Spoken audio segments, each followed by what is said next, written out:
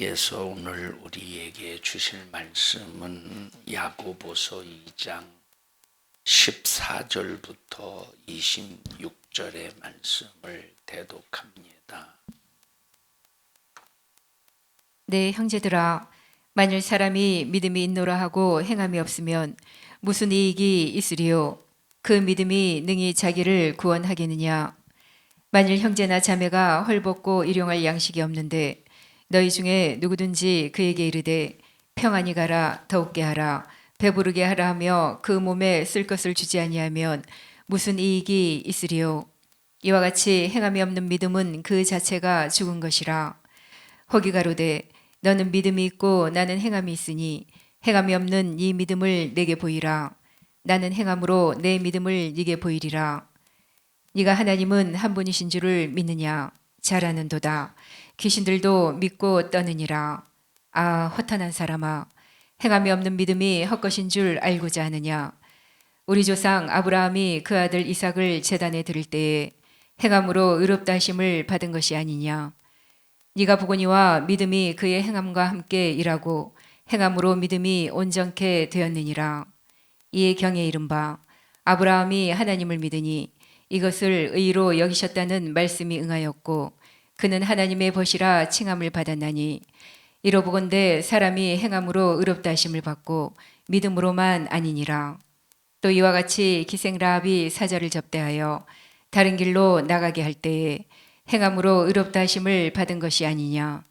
영혼 없는 몸이 죽은 것 같이 행함이 없는 믿음은 죽은 것이니라. 아멘.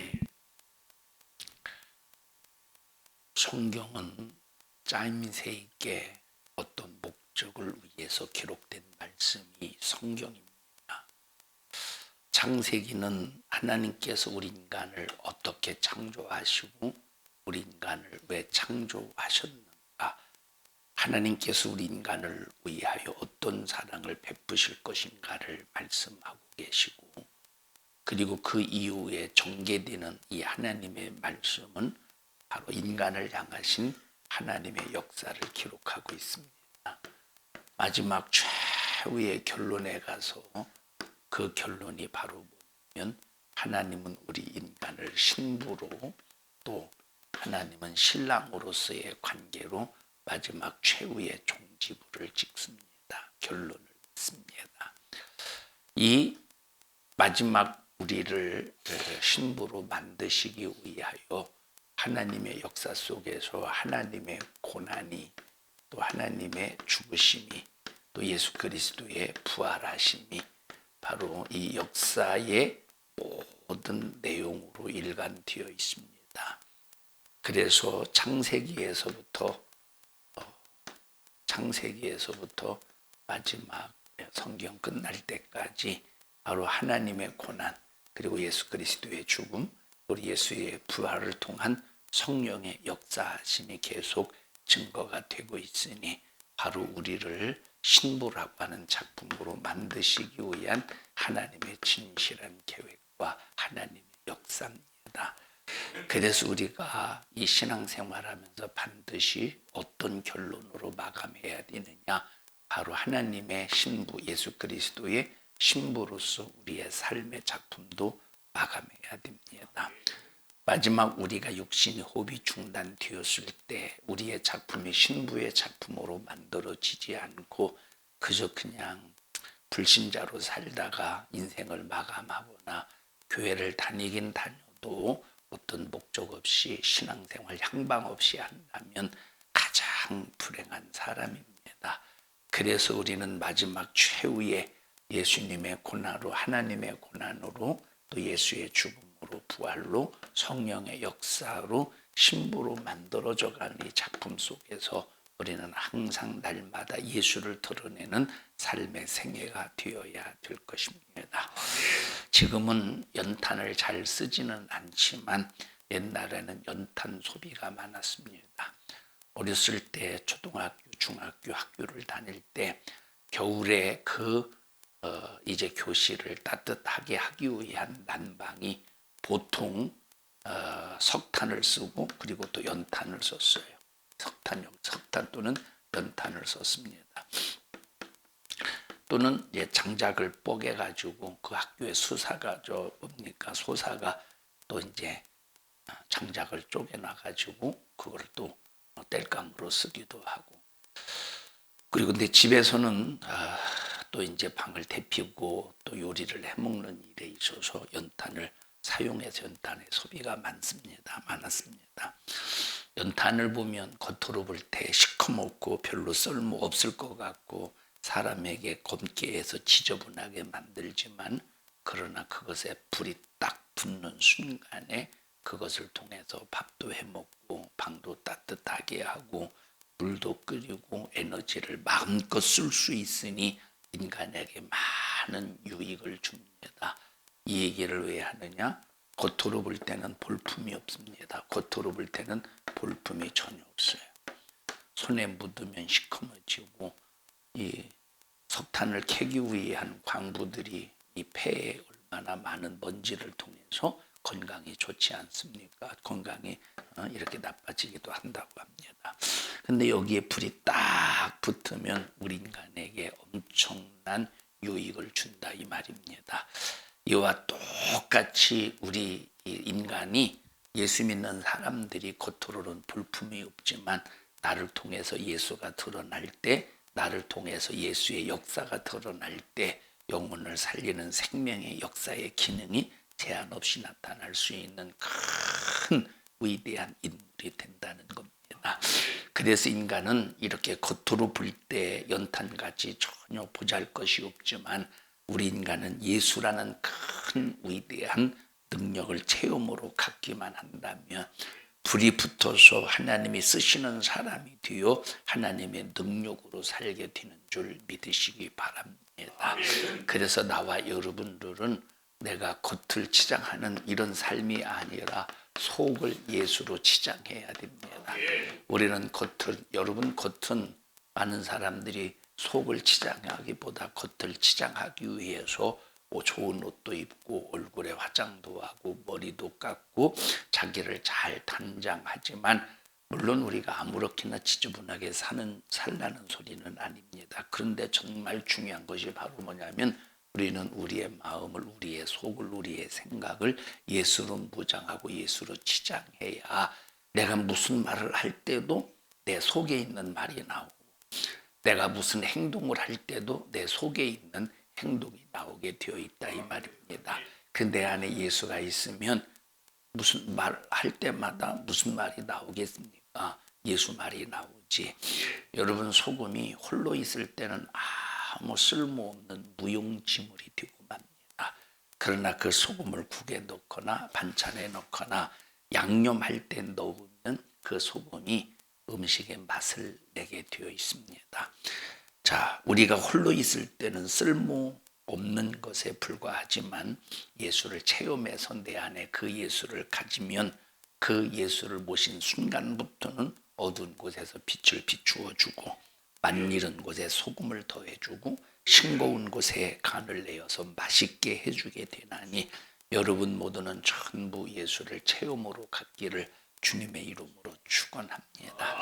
여러분 이 하나님의 역사가 창세기에서부터 마지막 날까지 고난과 죽음과 부활의 역사로 하나님께서 우리 인간에게 신부로서 만들어 가시는 일에 있어서, 만약에 그 예수가 우리 인간이 예수님께서 우리를 위해서 그렇게 피 흘려 죽으셨다고 할지라도 우리가 그 예수를 모시지 않으면 우리에게는 그 예수가 무용지물이 되는 겁니다.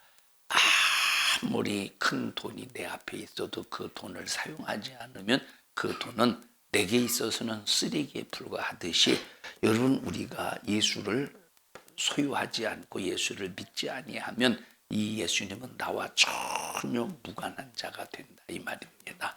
여러분은 평생에 예수가 여러분에게 무관한 자가 되지 않기를 바라고, 그 예수가 여러분의 심령에서 날마다 채워지고 예수를 기억하고 예수로 여러분의 속을 잘 단장해서 예수만을 드러내는 믿음의 성도들이 되시기를 주님의 이름으로 축원합니다. 우리 고린도후서 4장 7절의 말씀을 읽겠습니다. 고린도후서 4장 7절.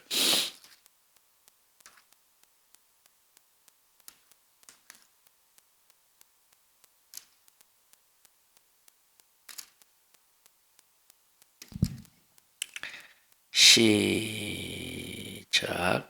우리가 이 보배를 질그릇에 가졌으니 이는 능력의 심이 큰 것이 하나님께 있고 우리에게 있지 아니함을 알게 하려 함이라. 여기 지금 우리를 무엇로 비유했습니까? 질그릇으로 비유했어요. 이 질그릇에 하나님께서 우리 질그릇 안에 보배로 오신 예수 그리스도를 담으셨다 이 말입니다. 그 이유가 뭐라고 그랬어요? 그 이유. 질그릇에 예수 그리스도를 담은 이유가 뭐라고 그랬습니까?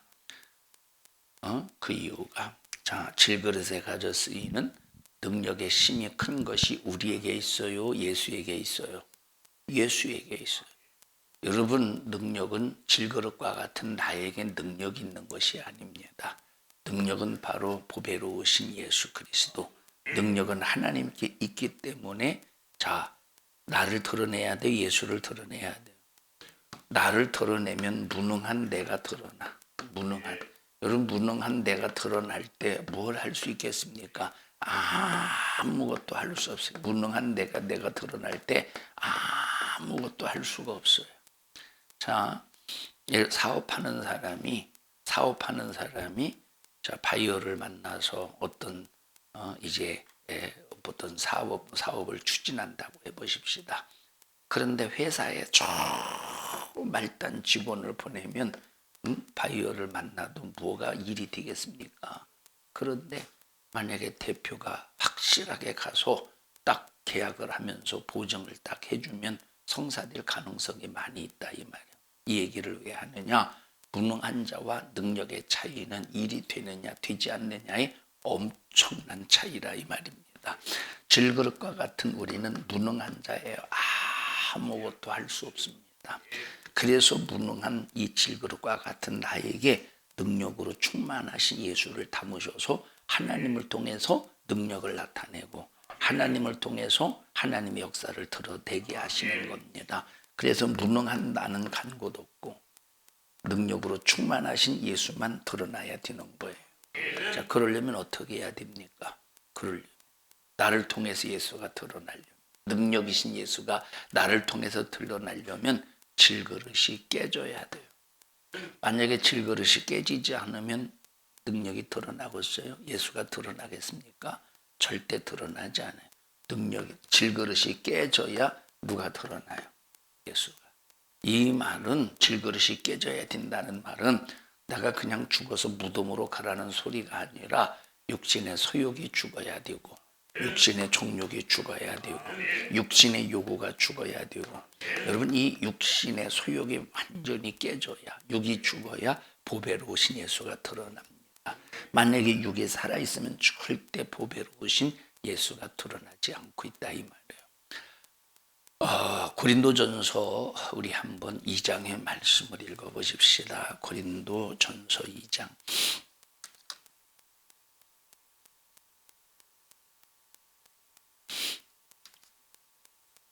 고린도전서 2장 14절부터 보십시다. 시작. 육에 속한 사람은 하나님의 예수를 믿으면 자 예수를 믿는 사람을 보면 몇 종류의 사람이 있습니다. 그 중에 한 사람이 누구예요?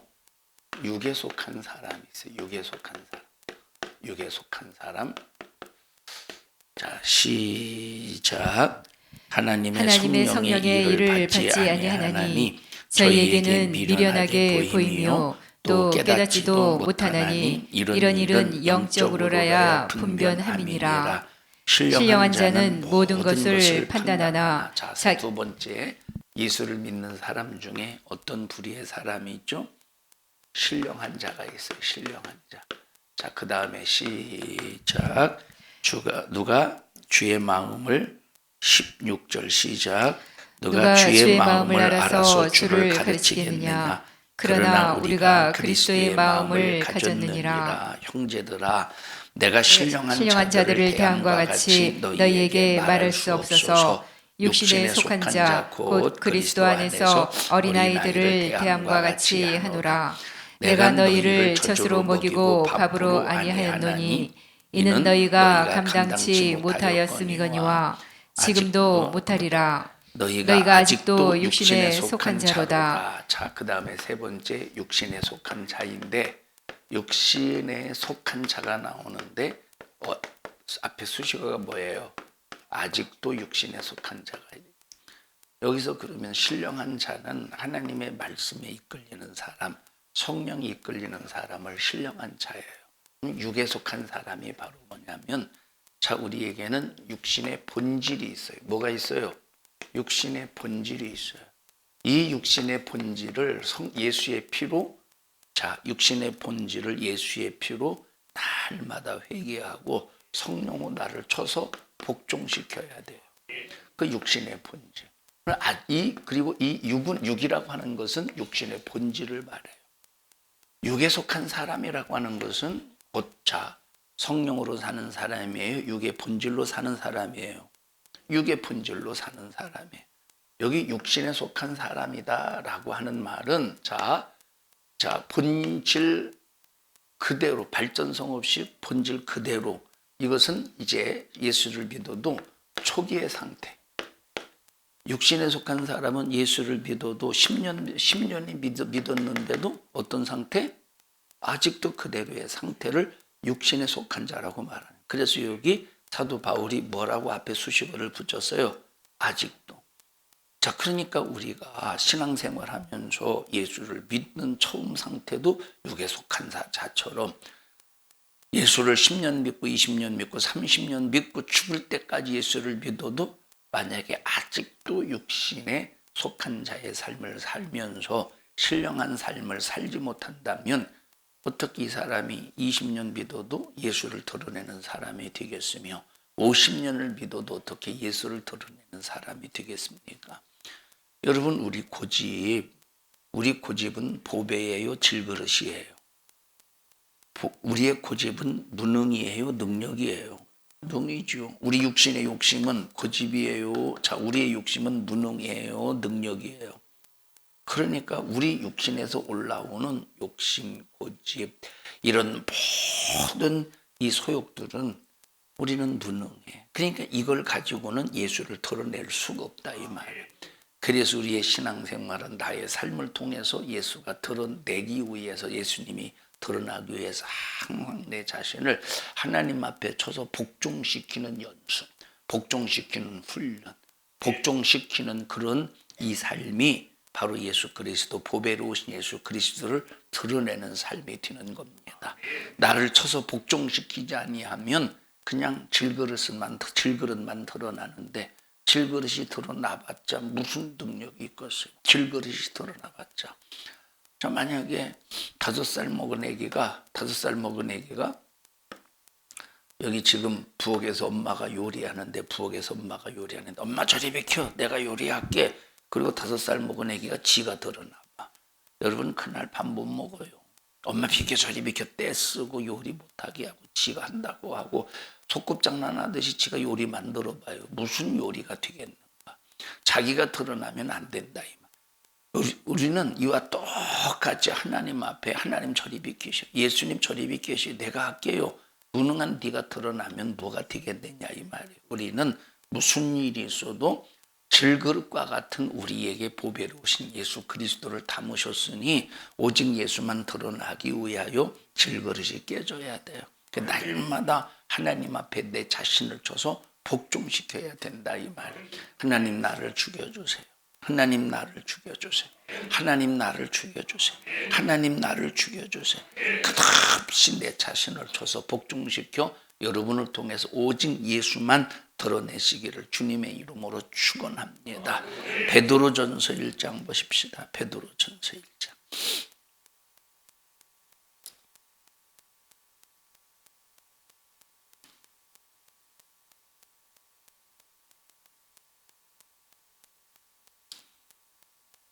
베드로전서 1장 19절 보십시다.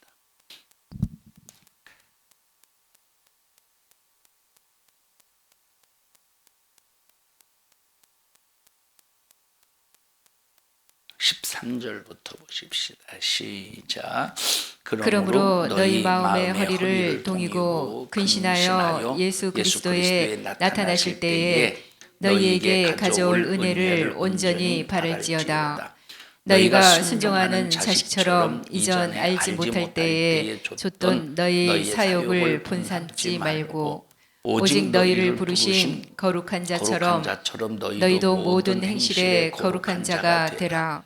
기록하였으되 내가 거룩하니 너희도 거룩할지어다 하셨느니라. 외모로 보시지 않고 각 사람의 행위대로 판단하시는 자를 너희가 아버지라 부른즉 너희의 나그네로 있을 때를 두려움으로 지내라.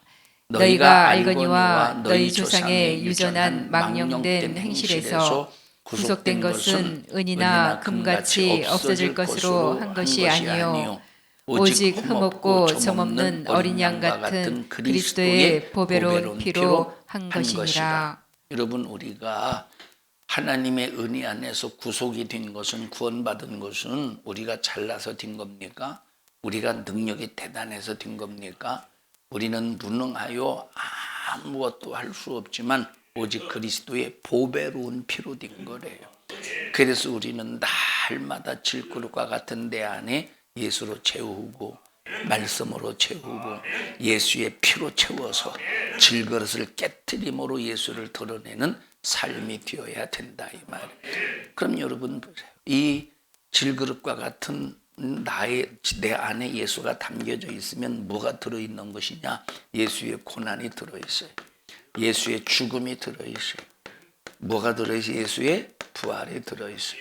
그러면 나를 드러내면, 만약에 이 질그릇과 같은 무능한 내가 드러나면 이 사람에게 고난이 있어요, 없어요? 질그릇과 같은 내가 깨지지 않았어. 그러면 이 질그릇과 같은 내가 드러나면 예수님의 고난이 드러나요, 안 드러나요? 안 드러나요. 죽음이 안 드러나. 부활이 안 드러나. 그러니까 질그릇과 같은 내가 드러나면 이 사람은 평생 10년을 믿어도 20년을 믿어도 50년을 믿어도 고난 없는 삶을 사는 거예요. 죽음 없는 순교적인 삶을 살지를 못하는 거예요. 그럼 무슨 부활이 있겠습니까? 그런데 내가 깨지고 보배로우신 예수가 드러나면 이 사람은 평생 고난받는 삶을 살아.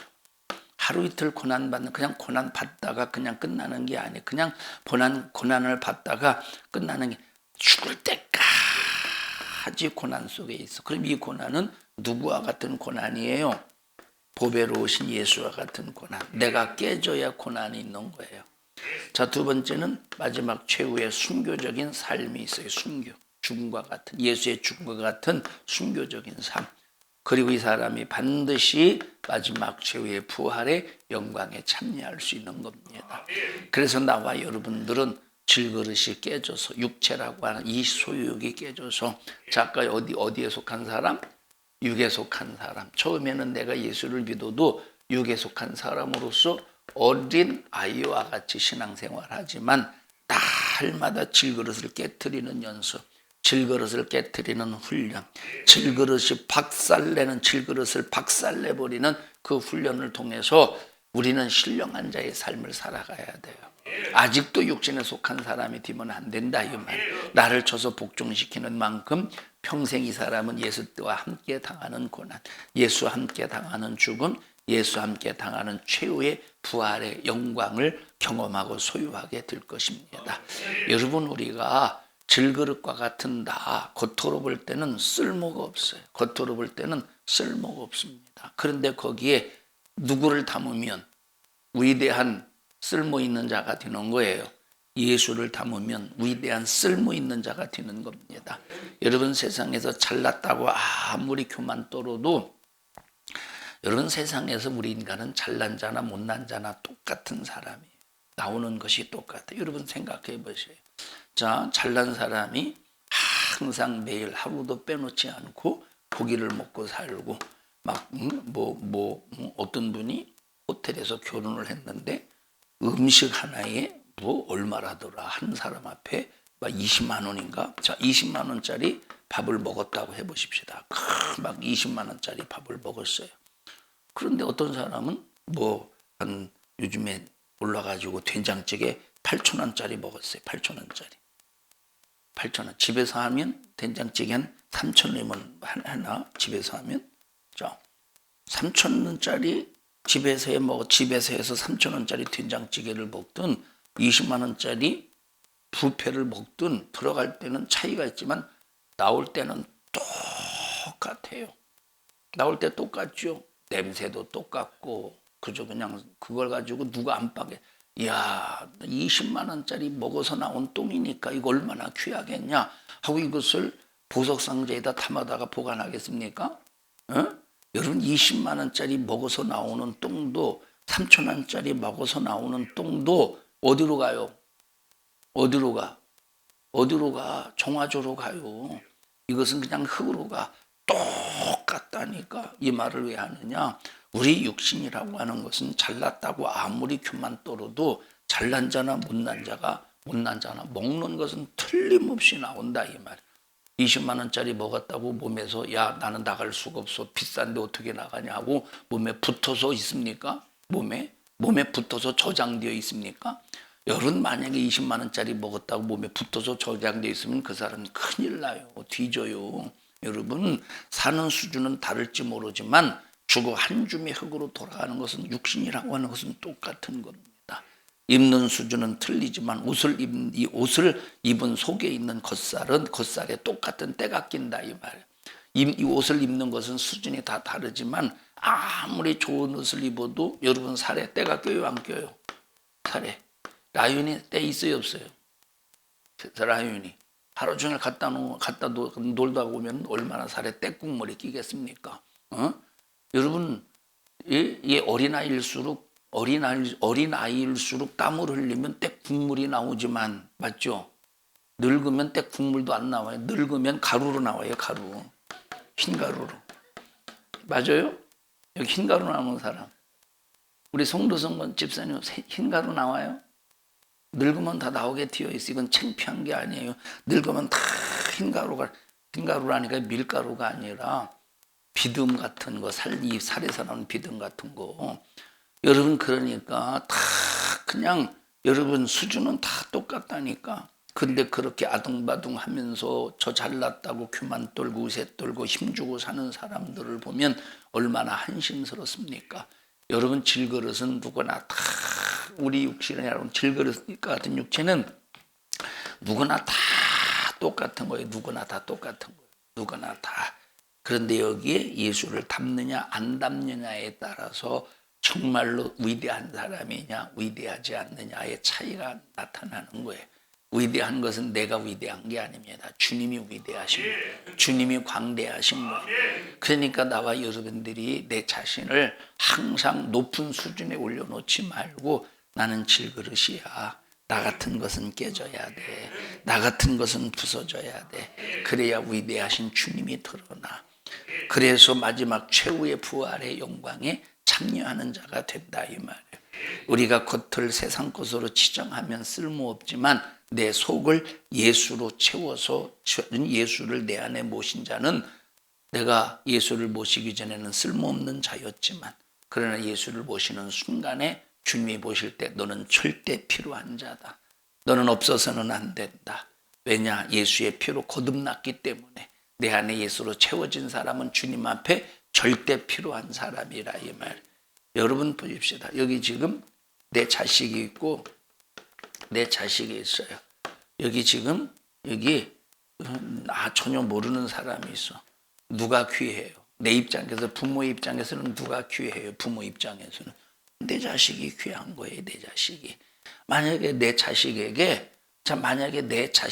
간을 이식해 줘야 돼. 그리고 여기 남의 자식에게 또 간을 이식해 줘야 돼. 간 이식. 여러분 누구에게 이식해 주겠어요? 누구에게? 내 자식에게 간을 이식해 주지. 누가 여러분 지금 한 사람에게만 간을 이식해 줄 수밖에 없는 상황이라면 누가 남의 자식에게 간을 이식해 주겠습니까? 여러분 예수의 피도 그래서 예수의 피로 거듭난 하나님의 자녀들에게 주시는 이 능력도 역사도 이런 하나님의 그 고난과 부활, 이 죽음과 부활의 역사도 누구에게 정말로 날마다 퍼주기를 원하시느냐? 하나님의 자녀에게.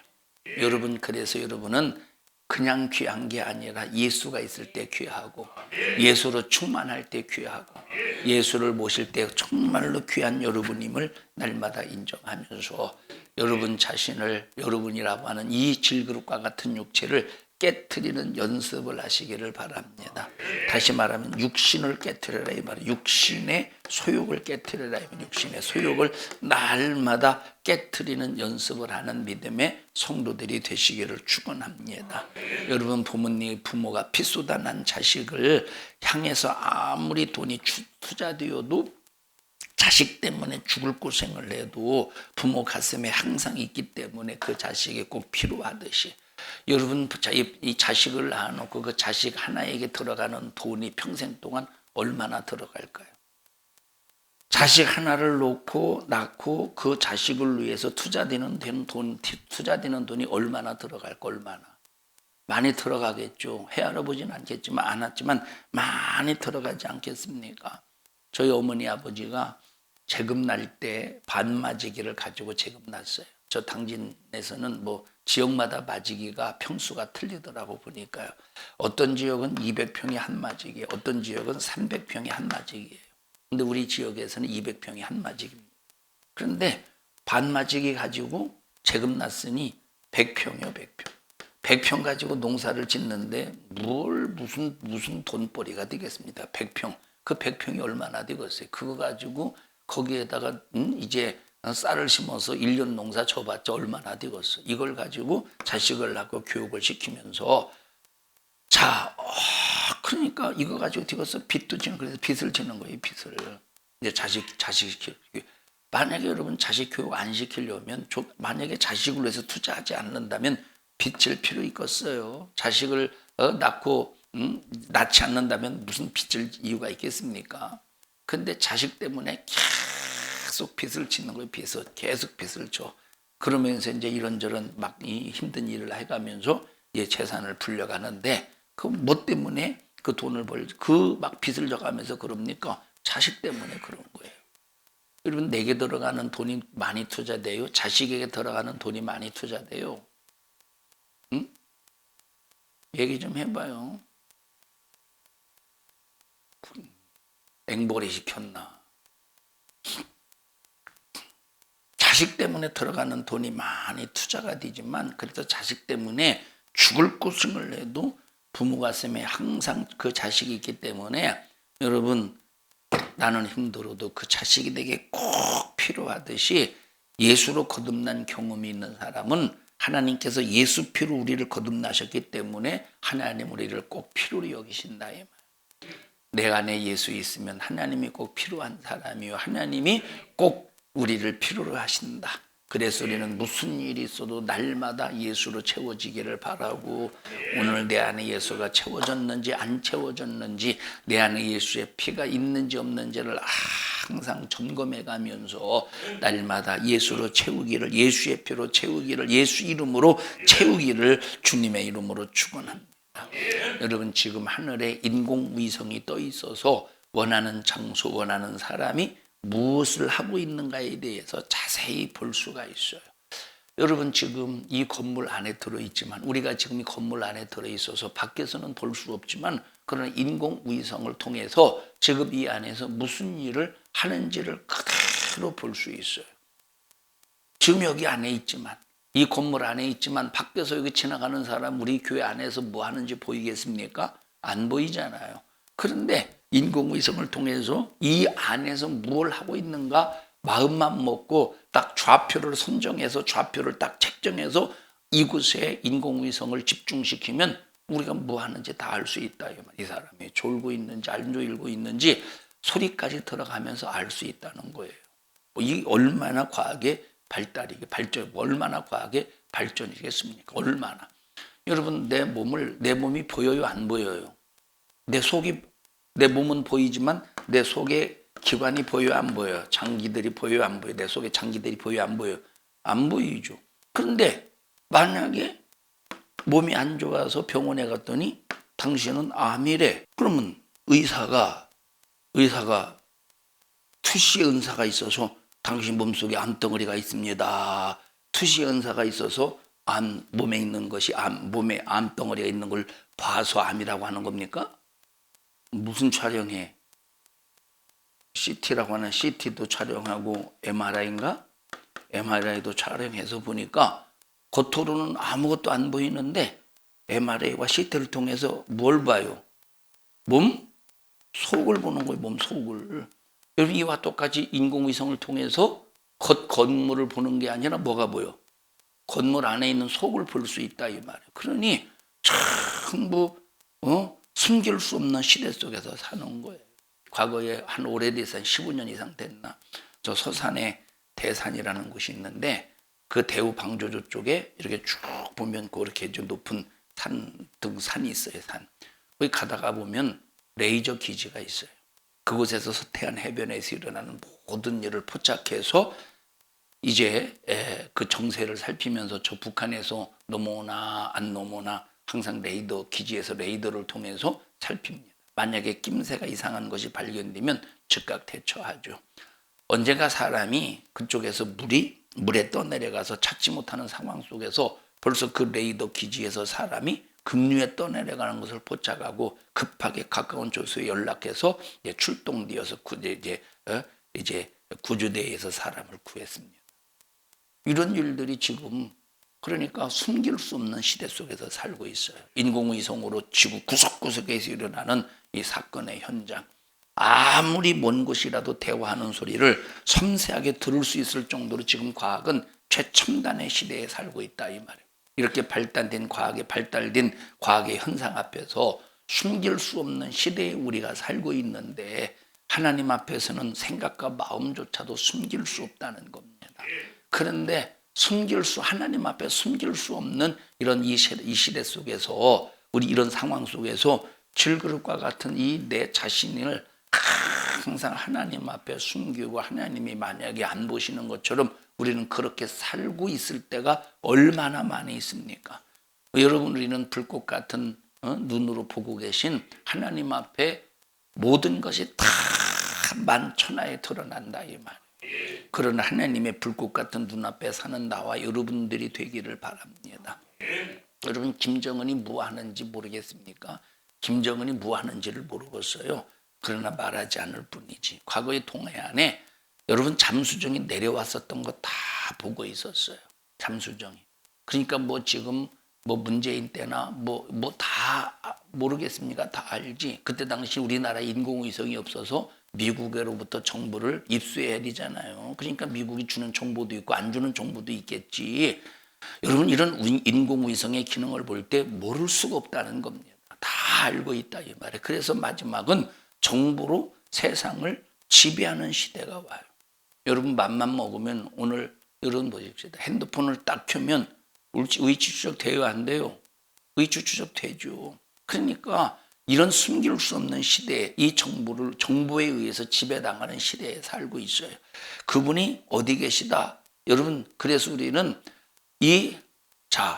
여러분 이런 모든 이 세상의 정보보다 모든 걸 다 알고 계신 하나님이 어디 계시다? 우리 안에 계시게 해야 돼. 그 하나님이 우리 안에 이런 분을 내 안에 모시고 나의 생사화복을 맡긴다고 할 때 이 영광이야말로 엄청난 영광이 되는 겁니다.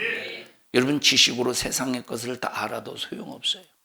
지식으로 세상의 것을 다 안다고 해서 그것이 생명이 되는 게 아닙니다. 예수를 체험해야 생명이 되는 거예요. 그래서 여러분 짜장면 맛이 아무리 좋다고 별의별 그릇 다 써놔도 여러분 아무 지식 없는 사람이 그 짜장면 그릇 한 그릇 먹으면 훨씬 영양 가치가 있는 거예요. 여러분 50년 동안 음식을 연구한 사람이 있다고 해보십시오. 50년 동안 음식을 이론으로 연구한 사람이 있다고 해보셔요. 근데 이 사람은 20년 동안 음식을 이론으로 연구만 하고 먹지를 안 했어. 굶어 죽어야 돼요. 근데 어떤 사람은 이론으로 공부를 하지 않아야 할지라도 50년 동안 먹기만 하면 이 사람은 사는 거예요. 여러분들이 성경 공부를 아무리 많이 해도 그냥 이론으로만 예수 알고 있으면 이 사람은 생명 없는 사람이에요. 내 안에 예수가 담겨져 있어야 되는 거예요. 담겨져 있는 예수를 드러내려면 반드시 나를 어떻게 해야 된다? 육신을 쳐서 하나님 앞에 복종시키는 날마다의 영적인 삶으로 충만해야 된다 이 말이에요. 그러니까 여러분, 이 그분이 내 안에 어디에 계시다냐, 어디에 계시느냐, 내 안에 계시게 해야 돼요. 내 안에 계시도록 항상 예수로 말씀으로 무장해야 됩니다. 이런 분을 내 안에 모시고 산다고 하는 것은 영광 중에 영광이라 이 말이에요. 여러분, 그래서 예수는 보십시다. 예수를 알 때 예수는 나사렛에서 태어났습니다. 동정녀 마리아에게서 태어났습니다. 베들레헴이라는 마을의 말구육간에서 태어났습니다. 그리고 애굽에서 피신했습니다. 애굽으로 피신했습니다. 나사렛에서 성장했습니다. 그는 능력이 있는 분입니다 하고 아무리 소개해도 말하는 사람이 이분이다 라고 줄 수 없으면 아무 소용없는 거예요. 여러분들이 여러분 안에 예수가 담겨져 있어요. 이 예수가 담겨져 있는데 이 예수를 줄 수 없으면 아무 소용없는 거예요. 여러분, 예수는 첫째, 예수를 통해서 첫째, 내게 나의 생명을 위해서 예수님은 내 안에 계셔야 돼요. 그럼 내 안에 예수가 계신 사람은 그냥 나 혼자 예수가 계시다 이것으로 끝내는 게 아니에요. 반드시 주게 되어 있어요. 반드시 내 안에 예수가 있는 사람은 반드시 남에게 그 예수를 주게 되어 있어요. 이것은 영적인 본능이에요. 반드시 주게 되어 있어요. 내 안에 예수가 있는 사람은 반드시 그 예수를 주게 되어 있어요. 이것이 영적인 본능이야. 그래서 성령이 마시면 권능을 받고 예루살렘과 유다와 사마리아와 땅끝까지 이르러 내 증인 되라라고 하는 말은 무슨 소리입니까? 예수를 줘라 이 말이에요. 그러니까 여러분, 내 안에 예수 있는 사람은 성령에 충만하기만 하면 누구를 줄 수밖에 없어. 예수를 줄 수밖에. 이것이 영적인 본능이에요. 이것이 영적인 본능이야. 여러분, 이 산모가 아기를 출산하는 순간 본능이 뭐예요? 안고 그 아기를 안고 젖꼭지를 물려서 젖을 주는 것이 본능이듯이 이건 당연한 거야. 이와 똑같이 내 안에 예수가 있으면 예수를 줄 수밖에 없는 이 영적인 본능의 현상이 나타나게 되어 있는 거예요. 예수가 있는 사람. 그러니까 여러분들이 내 안에 예수가 있느냐 없느냐 정말로 이것을 점검할 수 있는 여러 가지 방법이 있다 이 말이에요. 여러분이요, 누구를 만날지라도 내가 저 사람을 평상시에 아는 사람 처음 만나서 길을 가다가 그럴지라도 내 안에 예수가 있는 사람은 본능적으로 예수 믿으세요. 예수 믿어야 천국 갑니다 하고 본능적으로 누구를 줄 수밖에 없어. 예수 줄 수밖에 없어. 여러분들에게 영적인 본능이 있습니까? 여러분들에게 영적인 본능이 있습니까? 영적인 본능이 있는 사람은 예수를 줄 수밖에 없어요. 예수를 말할 수밖에 없어요. 예수를 믿으라고 전도할 수밖에 없어요. 근데 영적인 본능이 없는 사람은 이미 보세요. 예수가 있다면 영적인 본능이 나타나는데 예수가 없기 때문에 영적인 본능이 나타나지 않는 거예요. 그러면 예수가 내 안에 있다라고 할 때 그 예수가 드러나기 위해서 날마다 내 육체를 깨트려야 되는데 우리가 얼마나 이런 영적인 삶을 살고 있는가를 항상 여러분 자신을 점검하라 이 말이에요. 예수의 사건은 체험하는 자로 말미암아 계속 재현되어 가는 거예요. 체험하는 자로 말미암아 계속 나타나게 되어 있어요. 우리는 영력과 신령한 것이 있기 위하여 내 힘으로 영력이 있습니까? 내 힘으로 신령한 삶을 살 수 있습니까? 내 안에 주님이 계실 때 가능한 겁니다. 내 안에 주님이 계실 때 나타낼 수 있는 거예요. 그래서 여러분, 믿음이 약해진다 강해진다 하는 것은 예수님이 내 안에 계시다는 것이 확실하기만 하면 우리는 믿음이 약해질 수가 없어요. 열심을 내고 안 내고는 할 수 있지만 그 주님이 내 안에 믿음으로 계신데 절대 승리하도록 되어 있다 이 말입니다. 그러니 주님을 내 안에 모신다는 것이 얼마나 감사한 일입니까?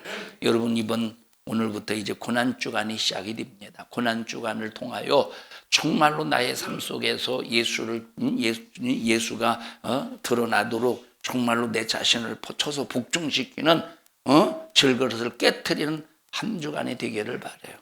정말로 내 육신이라고 하는 소육신이라고 하는 이 정욕가, 이 정욕의 질그릇과 같은 나를 날마다 깨뜨리는 그런 시간이 되기를 주님의 이름으로 축원합니다.